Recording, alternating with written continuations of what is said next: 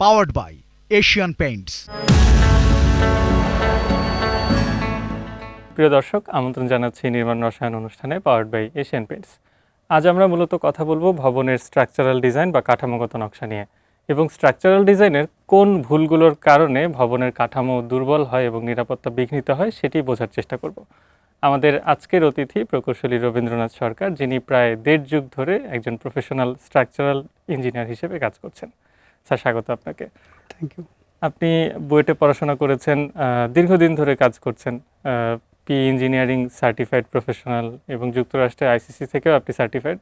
আপনার লম্বা সময়ের অভিজ্ঞতার আলোকে জানতে চাই যে আসলে কোন ধরনের ভুলগুলো সচরাচর দেখা যায়। তো আমরা যদি এখানে তো আমাদের পার্ট আছে দুইটা, একটা হচ্ছে স্ট্রাকচারাল সুপারভিশন আর একটা স্ট্রাকচারাল ডিজাইন।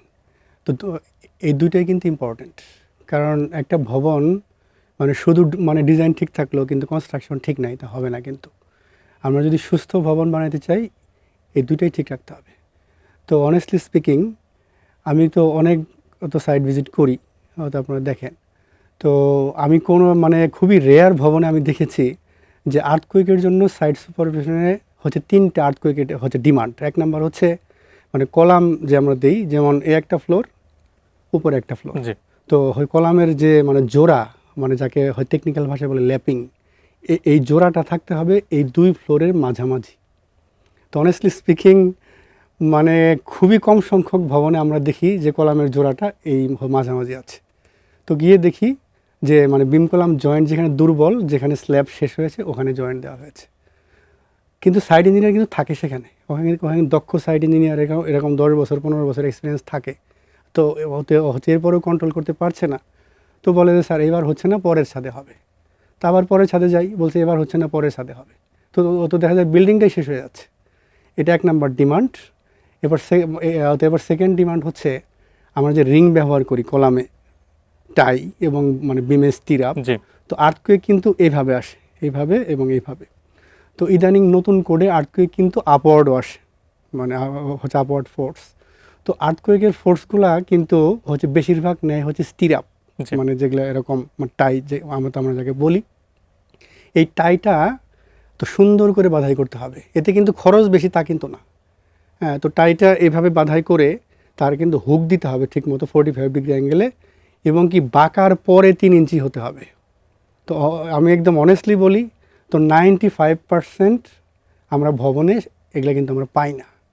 তো অনুরূপভাবে তো হচ্ছে বিমের ল্যাপিংয়ের ক্ষেত্রেও তাই, যে একটা বিম যদি আমার 24 ফিট স্প্যান হয়, আর যদি বিমের ডেপথ যদি 24 ইঞ্চি হয়, তো তাহলে কলামের ইয়েতে সাপোর্ট থেকে 2x24 ডেপথ যেটা 48 ইঞ্চি, তো পাশ থেকে 48 ইঞ্চি, এর মাঝে কোনো ল্যাপিং দেওয়া যাবে না। কিন্তু অহরহ ল্যাপিং দিচ্ছে, তাহলে কিন্তু খরচ কিন্তু যাচ্ছে একই, কিন্তু এই জিনিসটা টেকনিক্যালি কিন্তু সাউন্ড হচ্ছে না, আর্থকুয়েক রেজিস্টিং হচ্ছে না। এবার আমরা যদি একটু ধরনের স্ট্রাকচারে আসি, কারণ আমাদের নতুন কোড আসছে 2020 সালে। তো এখনও তো অনেক ইঞ্জিনিয়ার আছে, প্রায় সিংহভাগ আমি বলবো প্রায় 80 থেকে 90% ইঞ্জিনিয়ার তো আগের কোড ব্যবহার করছে, এবং কি যুক্তি দেখাচ্ছে যে এখানে খরচ কিছু কম। কিন্তু ধরেন এই ব্যাপারে কিন্তু বুয়েটে একটা কিন্তু হচ্ছে মাস্টার্স হয়েছে প্রায় 18টা হচ্ছে ভবন নিয়ে। তো বুয়েটের প্রফেসর তো ডক্টর খান মাহমুদ আনোয়ার স্যার, উনি তো প্রায় 18-20টা ভবন নিয়ে আগের কোড আর হচ্ছে বর্তমান কোড নিয়ে একদম এস্টিমেট সহ অ্যানালাইসিস করেছেন। এবং উনি দেখিয়েছেন যে খরচ যদি সঠিক ডিজাইন করতে পারে, ধরেন নতুন কোডে যদি সঠিক ডিজাইন করতে পারে, একদম এস্টিমেট মিলে যাবে। কিন্তু আমাদের ডিজাইনটা ঠিকমতো হচ্ছে না। এখন স্যার আসলে যে বিষয়টা নিয়ে কথা বলতে চাই, যে তার ইঞ্জিনিয়ারদের ক্যালকুলেশনে ত্রুটি দেখা যাচ্ছে, আপনি যেটা বললেন সফটওয়্যারের ক্ষেত্রে একটা বিষয়, কিন্তু এছাড়াও আর কি কি সমস্যা দেখতে পাচ্ছেন? এছাড়া ধরেন যেটা আরেকটা ল্যাকিংস হচ্ছে, ওই ইঞ্জিনিয়াররা হচ্ছে লেখাপড়া কম করছে, এবং কি ডেড লোডটা ঠিকঠাক মতো ক্যালকুলেশন করতে পারছে না। এটা কিন্তু আমার বক্তব্য না, এটা কিন্তু একজন শিক্ষক বলেছেন। তো আমি ওনাকে বলেছিলাম যে স্যার কেন এরকম, তো তখন স্যার উত্তর দিলেন, কেন তুমি তো হচ্ছে প্রায় 53টা প্রজেক্ট ভ্যাটিং করেছো, তুমি তো দেখেছো যে কলামের নিচে পাইল লাগবে 4টা, দেওয়া হয়েছে 6টা, আবার যে কলামের নিচে পাইল লাগবে 8টা, দেওয়া হয়েছে এরকম 5টা। ধরেন উইন্ড লোড, আর্থকুয়েক লোড কিন্তু সফটওয়্যার অটো নিয়ে নিচ্ছে, কিন্তু ডেড লোডটা হচ্ছে নিজের ক্যালকুলেশন করে হচ্ছে বসাইতে হয় বিল্ডিং এর ইউজেজ অনুযায়ী। সয়েল টেস্টটা আমাদের দেশে ঠিকমতো হচ্ছে না। এখানে ধরেন লেবার দিয়ে কাজ করায়, আর যারা সয়েল টেস্ট করছে এদের 99% এদের কোনো ল্যাবরেটরি নাই। তো এত বড় একটা জিনিস আপনি বলুন। না, সত্যিকার অর্থে আমরাও সেটা দেখেছি যে ঢাকা শহরে হয়তো হাতে গোনা কয়েকটা ল্যাব আছে, প্রপার ফ্যাসিলিটি যাদের আছে, এবং সত্যিকার অর্থেই সয়েল টেস্ট হলে তাদের খুব ব্যস্ত থাকার কথা ছিল, কিন্তু তারা আসলে সেই অর্থে কাজ পাচ্ছেও না। কিন্তু রেডিমেড কিছু রিপোর্ট আমরা দেখে থাকি যে সাইটে প্রোভাইড করা হয়। এখন যেটা জানতে চাই যে ড্রয়িং ঠিক থাকলেও সুপারভিশনের ক্ষেত্রে মানুষের দেখা যায় যে কিছু অস্বস্তি আছে, যেমন হয়তো একজন প্রফেশনাল ইঞ্জিনিয়ারকে সাইটে নিয়ে যাওয়ার জন্য আলাদা করে একটা সম্মানী দিতে হবে, এটা অনেকে অ্যাভয়েড করার চেষ্টা করেন। তো সেই ক্ষেত্রে কোন কোন সংকটগুলো দেখা দেয়? এটা খুবই একটা ভালো প্রশ্ন করেছেন। ড্রয়িং ঠিক থাকলেও আপনার কিন্তু ভূমিকম্প সহনীয় ভবন হবে না, এটা কিন্তু একটা কনফিউশনমূলক একটা প্রশ্ন। যে সে বুয়েট কুয়েট রুয়েট একজন ভালো ইঞ্জিনিয়ার ডিজাইন করেছে, সেই ডিজাইন মোতাবেক কাজ হয়েছে, তো আমি কিন্তু এরপরেও বলছি সেটা ভূমিকম্প সহনীয় নয়। কেন? ধরুন আমি 100 ফিট লম্বা পাইল দিলাম, আপনি 100 ফিট লম্বা পাইলিং করলেন, এরপরেও সেটা ভূমিকম্প সহনীয় হবে না। কেন হবে না? কারণ আমাদের যে পাইলগুলা, এটার হচ্ছে দুইটা টার্ম আছে, টেকনিক্যাল টার্ম। একটা হচ্ছে এন্ড বিয়ারিং নিবে পাইল লোড, আর একটা হচ্ছে স্কিন ফ্রিকশন নিবে। এখন মানে পাইলটা হার্ড লেয়ারে গিয়ে আমরা ছাড়বো, কিন্তু আমরা কিন্তু সয়েল টেস্ট কিন্তু সবগুলা কলামের নিচে করি না। আর সাধারণত যদি কলাম থাকে 20টা, আমরা সয়েল টেস্ট করি 3টা বা 4টা। হ্যাঁ, তো এখন সয়েল জিনিসটা কিন্তু খুবই আনপ্রেডিক্টেবল। যেমন উত্তরাতে আমি ধরেন মানে একই মালিকের 2টা ভবন করলাম, একটা রাস্তার এপারে একটা ওপারে, একই ডিজাইন, তো ধরেন একই এলাকায় ধরেন এক পাশে আপনার ফুটিং লাগছে, আরেক পাশে পাইল লাগছে, অল্প ডিস্টেন্স, কিন্তু সয়েলটা খুবই আনপ্রেডিক্টেবল। এখন ধরেন আমি 100 ফিট লম্বা পাইল দিলাম, কিন্তু মানে দেখা যাবে যে 100 ফিটে ওখানে মাটি মানে আপনার এন্ড বিয়ারিং পাচ্ছে না, লুজ, তখন কিন্তু 105-10 ফিট কিন্তু আশা লাগতে পারে। কিন্তু এটা কিন্তু ঠিকাদারও করবে না, আর কিন্তু এই টেকনিক্যাল টার্মটা কিন্তু ইঞ্জিনিয়ারও বুঝবে না, ঠিকাদারও কিন্তু করবে না, কারণ তার সাথে চুক্তি 100 ফিটের। তাহলে আমি কি মানে এম আই ক্লিয়ার যে মানে স্ট্রাকচারাল ডিজাইন ঠিক থাকলেও কিন্তু ভূমিকম্প সহনীয় হবে না? তাহলে এটা যদি একটু অন্য ভাষায় বলি, অন সাইট সুপারভিশন এবং ইন্সপেকশন লাগবে। ধরেন মানে অপারেশন টেবিলে মানে ডাক্তার উপস্থিত থাকা আর উপস্থিত না থাকা কিন্তু এটা কিন্তু দুই জিনিস। রাইট। তো আমি এটাই সাজেশন করব মানে যারা দর্শক আছে, যে আপনারা কিন্তু অনেক টাকা পয়সা খরচ করছেন, আপনারা হচ্ছে প্যাকেজ হিসাবে চলে যান, এটা ভালো হবে আপনাদের জন্য। যে পাইল পর্যন্ত স্ট্রাকচার ইঞ্জিনিয়ার দিলেন যে এই পর্যন্ত আপনি আমাকে সুপারভিশন করে দেবেন, এরপর একটা ছাদ। কিন্তু এই সার্ভিসটা কিন্তু স্ট্রাকচার ইঞ্জিনিয়ার দেয় না সাধারণত, কারণ তাদের সময় নেই, কিন্তু আমি কিন্তু দেই বা আমাদের কোম্পানি দেয়। তো এটা করলে পরে ভূমিকম্প সহনীয় ভবন নিশ্চিত হবে। অনেক ধন্যবাদ, খুব চমৎকারভাবে ব্যাখ্যা করেছেন। যেটা জানতে চাই যে সঠিক ভার বহন ক্ষমতা এবং পাশাপাশি দুর্যোগ সহনশীলতা নিশ্চিত করার ক্ষেত্রে মোটা দাগে কয়েকটা বুলেট পয়েন্ট যদি বলেন, কি কি মাথায় রাখতে হবে? 1 নম্বর কথা, আমাদের মানে ফার্স্ট ধাপ কিন্তু মানে স্ট্রাকচারাল ডিজাইন, মানে এটা কিন্তু হচ্ছে একটা প্রেসক্রিপশন। জি হ্যাঁ, স্ট্রাকচারাল ডিজাইনটা একদম ঠিক হতে হবে, সাইট সুপারভিশন একদম ঠিক হতে হবে, এরপরে হচ্ছে সয়েল টেস্টটা ঠিক মতো হতে হবে, যেটা একেবারে প্রথম পর্যায়ের বিষয়। অনেক ধন্যবাদ স্যার, আমরা আমাদের আলোচনার শেষ পর্যায়ে চলে এসেছি। আপনি কিছু দ্বিধার জায়গাও তুলে ধরলেন, যে প্রপার ইঞ্জিনিয়ার আছে, প্রপার ডিগ্রিও আছে, তার এক্সপিরিয়েন্সও আছে লম্বা সময়ের, কিন্তু তারপরেও কোনো না কোনো ভুল হচ্ছে, দেখা যাচ্ছে পাইলে ভুল, ডিজাইনে ভুল, কলামে ভুল। তো সেক্ষেত্রে সাধারণ মানুষ তো এ নিয়ে নিশ্চয়ই আতঙ্কিত হয়ে পড়বেন, সেটাই স্বাভাবিক। তো সেক্ষেত্রে আসলে দক্ষ এবং যোগ্য স্ট্রাকচারাল ইঞ্জিনিয়ার কে, বা কার কাছ থেকে আমি সঠিক সেবাটা পাবো, এবং কারোর কাছ থেকে একটা ড্রয়িং সংগ্রহ করার পর সেটা আবার ভেটিং করে নিশ্চিত হয়ে নেওয়ার কোনো সুযোগ আছে কিনা, এই বিষয়গুলো নিয়ে যদি সামগ্রিকভাবে বলেন। কিন্তু আমি বলবো খুব সেন্সিটিভ একটা মানে একটা কোশ্চেন আপনি করেছেন, কিন্তু এটা অবশ্যই সকলে জানা উচিত। আমি কিভাবে আগাইলাম সেটা বলি। যেমন আমি নিজে মানে 6টা ফ্ল্যাট কিনতে গিয়েছিলাম, এটা মোহাম্মদপুর এলাকায় প্লাস অন্যান্য এলাকায়, যেগুলো কিন্তু ভালো ভালো কনসালটেন্টের করা ছিল। আমি আগেই বলছি, আপনি যেহেতু প্রশ্ন করেছেন আমি উত্তর দিচ্ছি, আমি কারো সমালোচনা যেতে চাচ্ছি না। এই 6টা ফ্ল্যাটের মধ্যে একটাও আমি কিনতে পারি নাই। ওকে, দেখা গেছে কলামের ডিজাইন ভুল, এই ফাউন্ডেশন ডিজাইন ভুল, এগুলো কিন্তু এস্টাবলিশ ইঞ্জিনিয়ারের করা। আমি পরে কিন্তু ফ্ল্যাট কিনতে পারি না। এরপরে আমার স্ত্রী রাগ করে বলছে, এগুলো তোমার চেক করতে হবে না, আমি আমার মতো করে একটা ফ্ল্যাট কিনে নেব। তো এখন ধরেন আমি কিছু ধরেন মানে হচ্ছে রিসেন্ট কিছু ঘটনা বলি, যে একটা 20 তলার উপরে একটা বিল্ডিং, অত নিঃসন্দেহে হাই রাইজ বিল্ডিং, প্রায় 3-4টা বেসমেন্ট রয়েছে, খুবই দক্ষ মানে সিনিয়র একজন প্রফেশনাল ডিজাইন করেছেন, মানে আনডাউটলি হি ইজ ফাইন। তো এখন সেইটা 7 তলা পর্যন্ত রানিং হয়েছে, মানে টাইলস হয়েছে, জি এরপরে রানিং হয় না। তো আমার কাছে আসছিল ক্লায়েন্ট যে একটা সেমিনার রুম করবে। দেখেন আমি যেগুলো বলছি এগুলো কিন্তু অ্যালার্মিং। হুম হুম, একটা জি। একটা সেমিনার রুম করবে। জি তো আমি দেখলাম যে 31টা কলামের ডিজাইন ঠিক নাই, বিল্ডিং কিন্তু হয়ে গিয়েছে। সবাই তো নিজের প্রশংসা করতে চাবে, কিন্তু আমি আমি একদম ফ্যাক্ট বলছি, আমি কাজ শিখেছি এই সফটওয়্যার যেটা আছে।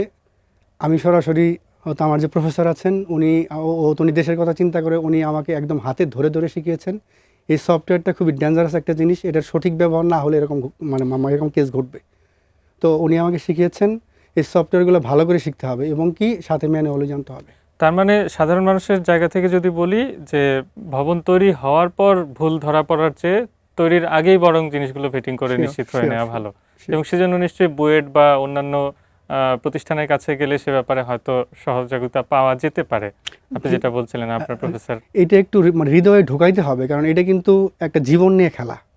ধরেন অন্য প্রফেশনাল যদি ভুল করে একজন মানুষ মারা যাবে, আর একটা 20 তলা ভবন যদি ফেল করে তাহলে হাজার হাজার লোক মারা যাবে। জি, অনেক ধন্যবাদ। আপনি খুব চমৎকারভাবে ব্যাখ্যা করেছেন এবং আমরা বুঝতে পারলাম যে আসলে সতর্কতার কোনো বিকল্প নেই স্ট্রাকচারাল ডিজাইনের ক্ষেত্রে। অনেক ধন্যবাদ। Thank you. প্রিয় দর্শক, এই ছিল আমাদের আজকের মূল আলাপ। নিচ্ছি ছোট্ট একটা বিরতি। বিরতির পর থাকবে এক্সপার্ট টাইম। সে পর্যন্ত সঙ্গেই থাকুন।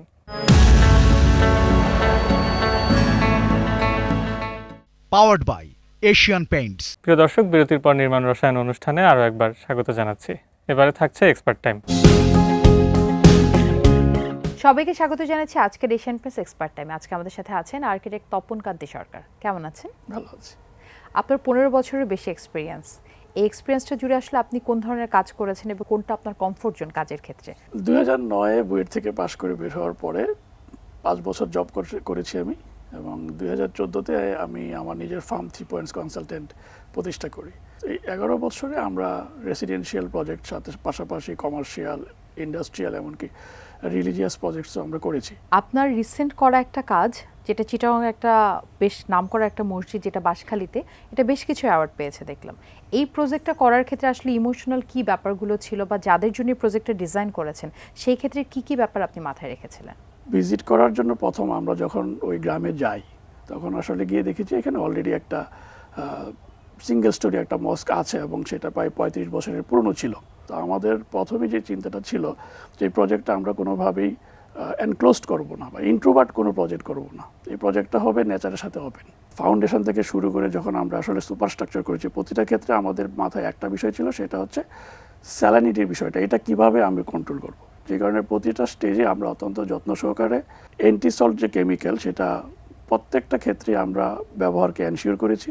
তার পরবর্তীতে যখন আসলে পেইন্টের ব্যাপারটা আসছে, তখনও আমাদের মাথায় ছিল যে আসলে এখানে পেইন্টটা কী ধরনের হওয়া উচিত। সেখানে আমরা চেষ্টা করেছি আলটিমা প্রোটেক্ট শাইন যে পেইন্টটা আছে সেইটা এখানে ইউজ করার, এবং এটা বেশ যত্ন সহকারে এখানে এটা ব্যবহার করা হয়েছে। বেশ কতগুলো অ্যাওয়ার্ড এটা পেয়েছে।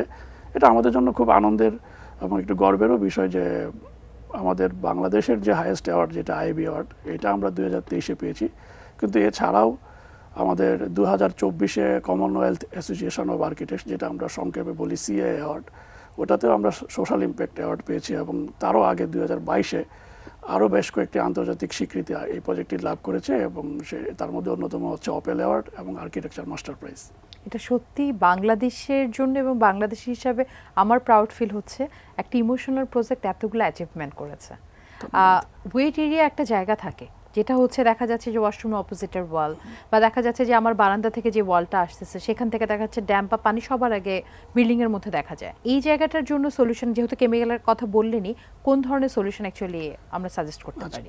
ওয়াশরুমের ক্ষেত্রে যদি স্পেসিফিকলি বলি, তাহলে আমরা যেটা চিন্তা করি যে সেখানে ওয়াটারপ্রুফ সলিউশন হিসাবে বা ড্যামপ্রুফ সলিউশন হিসাবে সিমেন্টেসিয়াস কোটিং নামে একটা প্রোডাক্ট আছে। সেই প্রোডাক্টটা কিন্তু একটা ভালো সলিউশন, এবং এটা এখন বেশ একটা আপ টু ডেট সলিউশনে আমি বলবো, বা আপগ্রেডেশন হয়েছে এই যে যতগুলো প্রোডাক্ট এই ক্ষেত্রে আছে।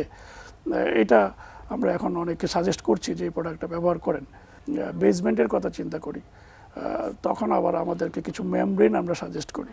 এপিপি মেমব্রেন আছে বা এসবিএস আছে, বাট বেসমেন্টের ক্ষেত্রে আমরা বলবো আপনারা অবশ্যই এসবিএসটাকে আমরা প্রায়োরিটি দিই রাদার দেন এপিপি। রুফের ক্ষেত্রে তো ধরেন এখন অনেক ভার্সেটাইল কাজ হচ্ছে, রুফ গার্ডেন কিন্তু এখন অনেক পপুলার।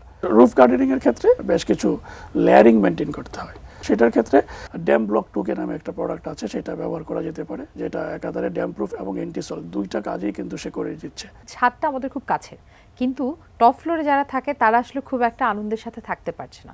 অনেক বেশি প্রবলেম তারা ফেস করে যে অনেক বেশি গরম লাগছে। এই জায়গাটাতে আপনারা কি কোনো টেকনিক্যাল সলিউশন বলতে পারেন? আগে কি হতো, যেটা জল ছাদের একটা ব্যাপার ছিল, কিন্তু জল ছাদের বিষয়টা তো এখন আর খুব একটা প্রচলিত না, যেহেতু এখন নতুন নতুন অনেক টেকনোলজি আসছে।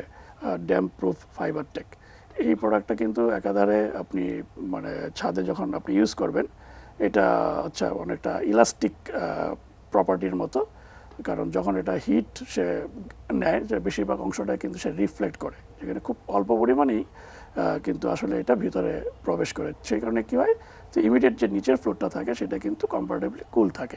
আপনারা আসলে ইন্টেরিয়র কাজও করেন, রঙের খেলাটা কেমন হয়? ছোট জায়গাকে বড় করে দেখাতে গেলে কোন ধরনের রঙের সাজেশন, কি ধরনের সাজেশন আপনারা দিয়ে থাকেন? আর্কিটেক্ট হিসাবে আমার কাছে অবশ্যই একটা প্রায়োরিটির বিষয় হচ্ছে সানলাইট। তো আপনার বাসায় সানলাইটের উপর নির্ভর করে আমরা কালারের বিষয়টাকে এনশিওর করার চেষ্টা করি। পাশাপাশি এখন যেহেতু অনেক ধরনের লাইটিং সলিউশন আসছে আর্টিফিশিয়াল, সেসব ক্ষেত্রে আমরা চেষ্টা করি যে ক্লায়েন্টের পছন্দের কালারটা কি, সেটা যদি আমরা দেখি যে এই কালারটা আসলে ওই স্পেসিফিক রুমটার জন্য ফিজিবল কিংবা ধরেন ভালো লাগবে এবং তার রুমটাকে একটু বড় দেখাবে, খুব একটা কনজেস্টেড করবে না, সেই চেষ্টাগুলো আমরা করি এবং আসলে এটা ট্রায়াল এরর করে দেখি আসলে কোন ধরনের প্রোডাক্টটা এখানে বেস্ট সুইট করবে। থ্যাংক ইউ সো মাচ, আপনার এত ব্যস্ততার মধ্যে আপনি আমাদেরকে সময় দিলেন। ধন্যবাদ আপনাদেরকে। দর্শক, আজকে আমরা ইন ডিটেইলে জানলাম আসলে অনেকগুলো ব্যাপার নিয়ে, ছাদের সলিউশন থেকে শুরু করে আমাদের ওয়াশরুমের জন্য বা নোনা প্রতিরোধী কী কী প্রোডাক্ট আমরা ইউজ করতে পারি, এবং ইন্টেরিয়রের ক্ষেত্রে আমরা কোন কোন ধরনের রং কোন পজিশনে ইউজ করতে পারি। আশা রাখছি এই ডিসকাশনটা আপনাদের ডিসিশন মেকিংয়ে হেল্প করবে।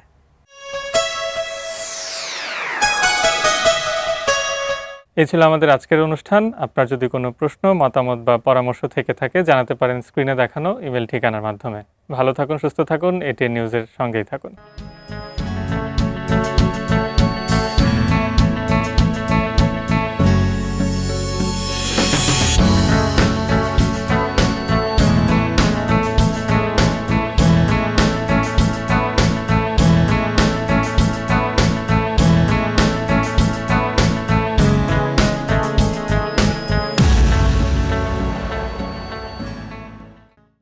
Powered by Asian Paints.